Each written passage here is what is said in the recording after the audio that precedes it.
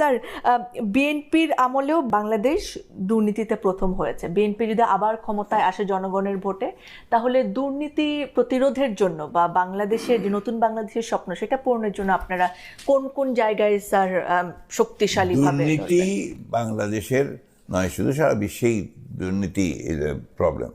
আর বাংলাদেশের দুর্নীতি একেবারে রন্ধ্রে রন্ধ্রে মজ্জায় চলে গেছে।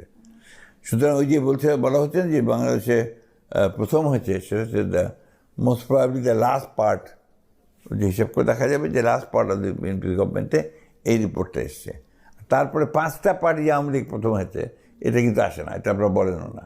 না, সেটার জন্য তো আজকে আওয়ামী লীগের এই না অবস্থা না, স্যার। সে কথা বলছি। তো এখন বিএনপি বরাবরই দুর্নীতির বিরুদ্ধে সংগ্রাম করেছে, কথা বলেছে, চেষ্টা করেছে। দুর্নীতি দমন কমিশনটা কার তৈরি করা?